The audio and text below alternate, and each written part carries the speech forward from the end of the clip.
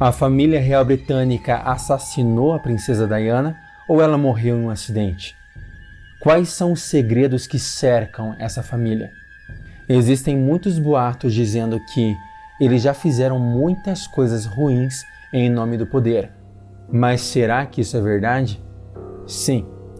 Existem boatos que são reais, mas a verdade vai muito além do que apontam as teorias da conspiração. Você está no canal Fanficável e meu nome é Vitor Lima.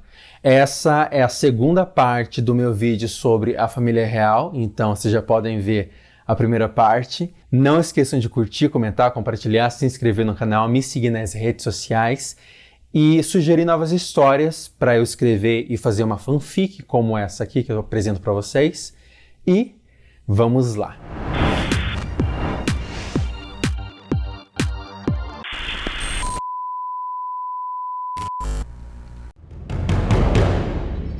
A família real britânica já foi de diferentes dinastias.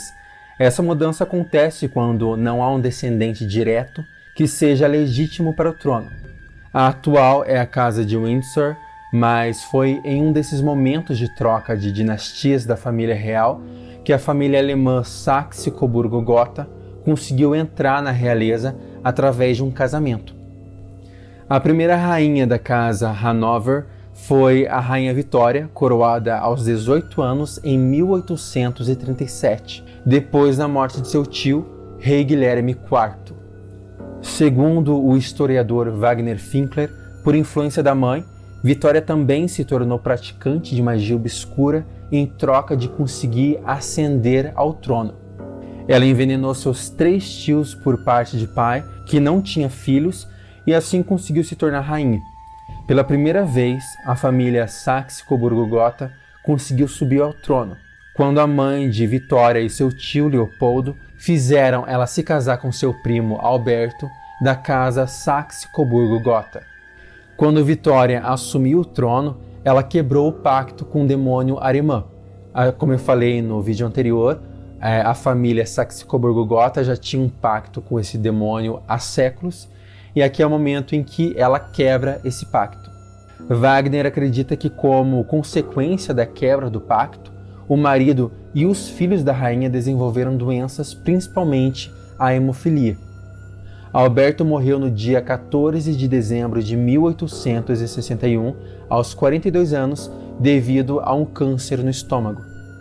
A partir desse momento, os relatos do livro do Wagner Finkler começam a se tornar cada vez mais fantasiosos e, por causa dessas partes, ele foi ridicularizado por pesquisadores e intelectuais da época. Segundo Wagner, Vitória queria ser imortal e, para atingir esse objetivo, ela realizou um ritual e o sacrifício de 11 pessoas.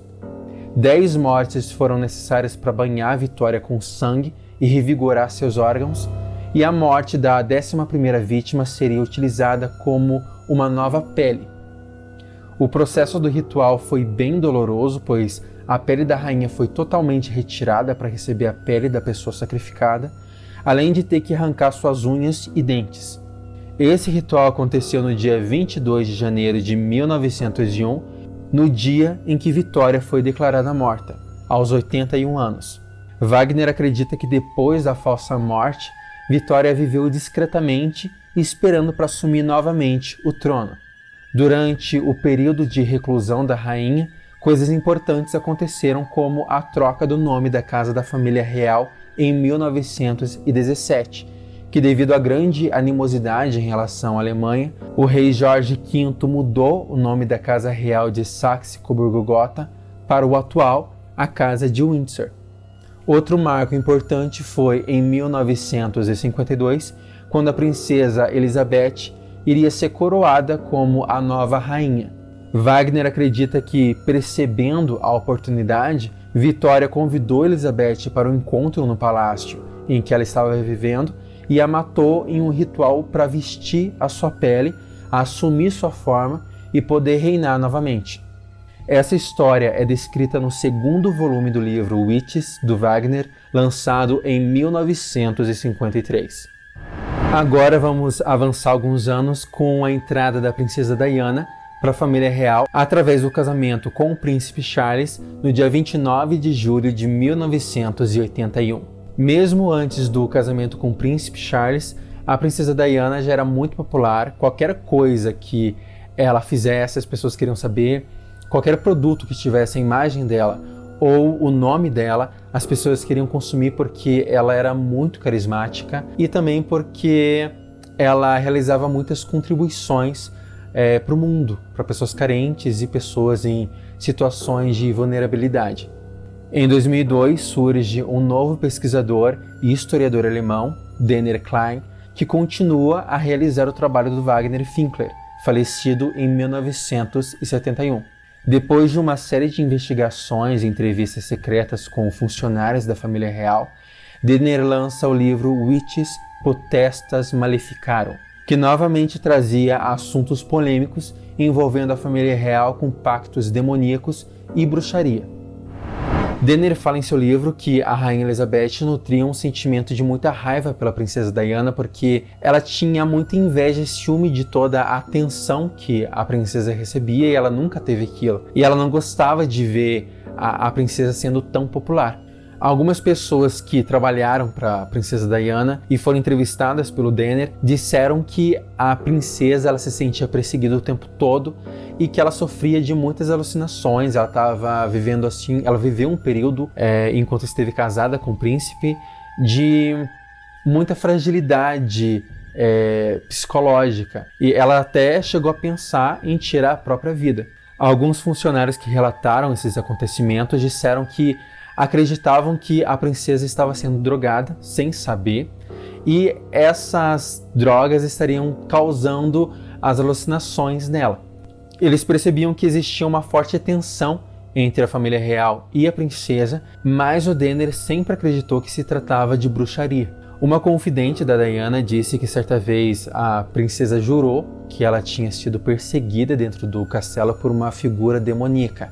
Ela estava sozinha no castelo e a perseguição durou por muito tempo e acabou só quando ela caiu de uma das escadas e foi encontrada desmaiada por funcionários. Nesse período, a Diana desenvolveu muitas doenças como bulimia, depressão e outros transtornos psicológicos e coisas que se agravaram muito por causa das traições do príncipe Charles com a amante dele, a Camila, duquesa de Cornualha. Denner afirma que a condessa Cynthia Spencer, a avó de Diana, identificou as perseguições que a neta estava sofrendo como fruto de bruxaria.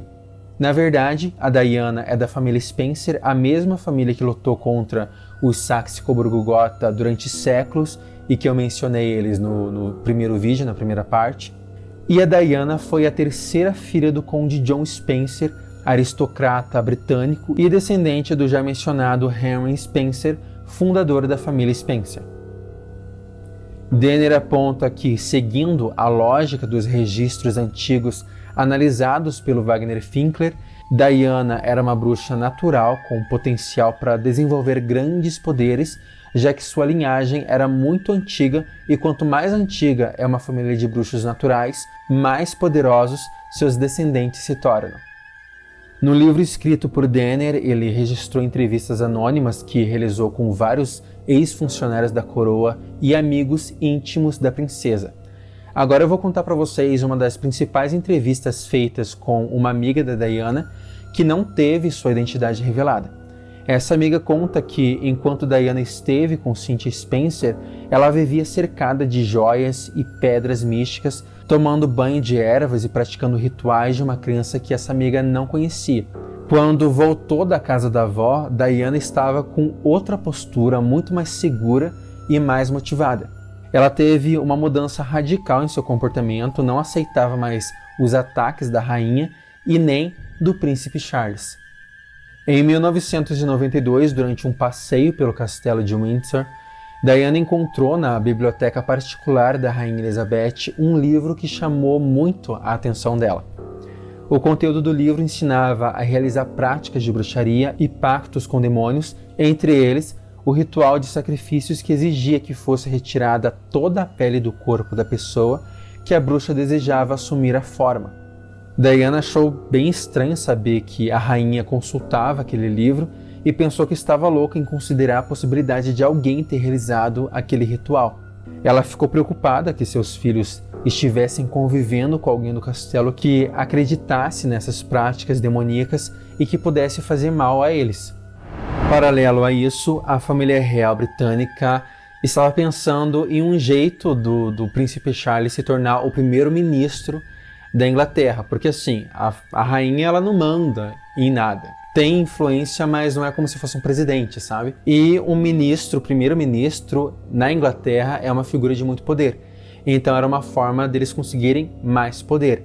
E a princesa Diana, vendo tudo isso, ela sentia que ela não podia permitir que pessoas tão inescrupulosas conseguissem ainda mais poder. E assim, o príncipe Charles não foi minimamente bom para ela. A rainha, ela sentia que a rainha desejava a morte dela, então ela não via mais razão para continuar naquele meio.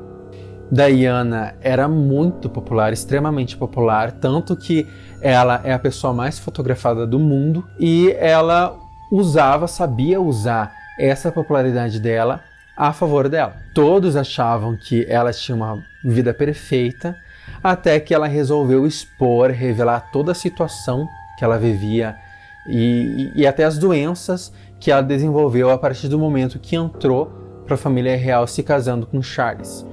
Diana contribuiu anonimamente com sua biografia, Diana, Sua História Verdadeira, publicada em 1992. Ela sempre negou ter participado do livro, mas após sua morte, o autor Andrew Morton divulgou as gravações da entrevista. Outro passo importante contra a família real aconteceu em 1994, quando Diana convenceu Charles a confessar em um programa de televisão que havia traído ela. Ele estava tentando limpar sua imagem depois dos vários rumores de que ele estava tendo um caso com Camilla, mas acabou piorando ainda mais sua reputação e sua popularidade caiu drasticamente, fazendo com que se tornasse inviável transformá-lo em primeiro-ministro. Nesse mesmo dia, Diana preparou uma pequena vingança. Em uma festa organizada pela Vanity Fair, ela apareceu com um vestido totalmente fora dos padrões estipulados para uma princesa. A realeza tinha regras rígidas não só em relação ao comportamento, mas também sobre a forma de se vestir. O vestido havia sido costurado em 1991 para Diana, mas ela nunca usou para não violar o código de vestimenta real. Mas a festa era o momento perfeito para marcar sua vitória na briga contra a família real e impedir que seu marido se tornasse o primeiro-ministro da Inglaterra. O vestido preto usado por Diana foi apelidado de o vestido da vingança e a popularidade dela cresceu ainda mais. Outro momento delicado foi em 1995, quando Diana aproveitou que a mídia e a população estavam do lado dela para fazer declarações, entrevistas e livros sobre seu casamento com o príncipe Charles, dizendo que a relação a três não estava dando certo, fazendo referência ao caso extraconjugal do marido com a Camilla. Mesmo separados há anos, só em 1996, Diana e Charles oficializaram a separação. Um pouco antes do divórcio, Diana foi procurada pela MI5, o Serviço Britânico de Informações Internas e Contra-Espionagem, que daria mais informações para que ela pudesse manchar a reputação da família real se ela compartilhasse com eles tudo o que tinha visto na monarquia em seu tempo casada com Charles e se facilitasse a entrada de agentes secretos nos palácios para implantar escutas, grampear os telefones e instalar câmeras escondidas. Ela concordou e recebeu da MI5 várias gravações do marido, o príncipe Charles, fazendo sexo por telefone com a Camilla. Em uma dessas gravações, Charles disse que desejava ser um absorvente interno para ficar para sempre dentro da amante. Diana divulgou essas gravações durante o processo de divórcio. Em dezembro de 1996, a princesa se divorciou do príncipe e também houve o afastamento do Barryman aqui, guarda-costas da princesa, pois descobriram que ele havia tido um caso com Diana. Pouco tempo depois, Barry morreu em um acidente de trânsito muito suspeito. No dia 15 de maio de 1997, aproximadamente às 10 horas da noite, Barry sofreu um acidente de trânsito e morreu quase que imediatamente depois de quebrar a coluna em 2 lugares. Ele estava de carona em uma moto pilotada por um amigo policial, o Steven Pitt, quando bateram no carro de Nicola Shop. Quando Diana recebeu a notícia da morte do Barry, ela sabia que não se tratava de um acidente, mas sim de um assassinato. Diana começou a sentir que estava sendo perseguida. A imprensa não parava de citá-la em manchetes, a perseguição dos paparazzi estava muito intensa e ela sentia que a qualquer momento poderia ser assassinada. E a desconfiança dela acabou sendo confirmada quando uma amiga dela, que ainda trabalhava para a rainha, confidenciou que tinha ouvido algumas reuniões da rainha dizendo que planejava matar a princesa Diana. E queriam matar a Diana devido a todos os escândalos que ela causou, né? A tudo que ela expôs da família real e que acabou com os planos dele de dominar a Europa. E eles planejavam matar a princesa porque, bom, ela causou muitos escândalos e ela expôs muitos podres da família real, o que acabou com muitos planos deles. Em 1997, Diana estava em Paris com o namorado, o milionário egípcio Dodi Al-Fayed, e algumas das últimas imagens dela, ainda com vida, foram capturadas pelas câmeras do Hotel Ritz. Na ocasião, além de seu namorado, a princesa também estava sendo acompanhada por seu segurança, o Trevor Rhys-Jones, e do motorista Henry Poe. Ao saírem do hotel, eles sofreram uma intensa perseguição. Os paparazzis estavam mais agressivos do que o normal. O historiador Denner Klein acredita que assassinos a mando da rainha se disfarçaram de paparazzis para tentar matar Diana. Devido à intensa perseguição, naquela mesma noite do dia 31 de agosto de 1997, o carro em que Diana estava bateu em um dos pilares do túnel da Ponte del Alma. Antes de finalizar, não esqueçam de curtir, comentar, compartilhar, se inscrever no canal, me seguir nas redes sociais e não esqueçam de sugerir novas histórias para eu apresentar aqui, como fanfic, assim como essa história. Pode ser qualquer coisa, qualquer contexto envolvendo o nome de pessoas famosas, acontecimentos memoráveis, histórias envolvendo magia, OVNIs, qualquer coisa e que vocês achem que pode ficar legal em um vídeo. Continuando, o único sobrevivente do acidente foi o segurança da princesa, o Trevor Rhys-Jones, que devido à pancada na cabeça diz que não se lembra de nada do acidente. O estranho é que os médicos disseram que o Trevor teve poucos hematomas, o que não justificava a perda de memória. Isso criou margem para teorias que dizem que Trevor foi ameaçado para ficar quieto ou que ele foi cúmplice do assassinato da princesa. Outro fato estranho é que as últimas imagens da princesa Diana mostram ela saindo do Hotel Ritz, mas depois, durante as investigações, foram até esse hotel e descobriram que a princesa não estava hospedada lá. E no dia seguinte, a rainha Elizabeth foi vista saindo desse hotel e, durante as investigações, viram que tinha sido reservado um quarto em nome de um dos funcionários da rainha. Ou seja, a rainha estava hospedada no hotel no mesmo momento em que a princesa Diana foi lá visitar ela pouco tempo antes de morrer. Sei lá, menos de 1 hora antes de morrer. Existe a grande possibilidade da princesa Diana ter ido até esse hotel para se encontrar com a rainha. E daí fica esse questionamento, né? Porque as duas não tinham uma boa relação. Então, o que é que as duas estavam fazendo juntas, sobre o que as duas estavam conversando? E será que esse encontro foi determinante para a morte da princesa? O pai de Dodi, o Mohammed Al-Fayed, já deu várias entrevistas alegando que seu filho e nora foram assassinados a mando da família real. Segundo ele, a realeza não aceitava que um muçulmano pudesse ser padrasto dos príncipes William e Harry. As consequências da morte da princesa foram várias, como a popularidade da família real que despencou ainda mais, a população odiando o príncipe Charles e a duquesa Camila, pois acreditavam que se os dois não tivessem sido amantes e não tivessem destruído o casamento da Diana, ela ainda estaria viva. fizeram até manifestações para que o Charles não se tornasse rei e a coroa fosse direto para o príncipe William. Mesmo depois de sua morte, a princesa Diana continuou sendo chamada de princesa, tanto que em 2005, quando Charles se casou com a Camila, ela só recebeu o título de princesa nos papéis, mas continua sendo tratada como duquesa porque o título ainda pertence a Diana. E a Diana é lembrada até hoje como a princesa do povo, por ser extremamente popular, amada e dedicada a causas sociais. Esse foi o vídeo de hoje, espero que vocês tenham gostado. Não esqueçam que isso aqui é uma fanfic, a família real não matou ninguém, pelo menos não que eu saiba, né? É só uma fanfic, eu mesmo não acredito em absolutamente nada do que eu disse. Então, se vocês vieram até aqui procurando pela verdade, vieram ao lugar errado.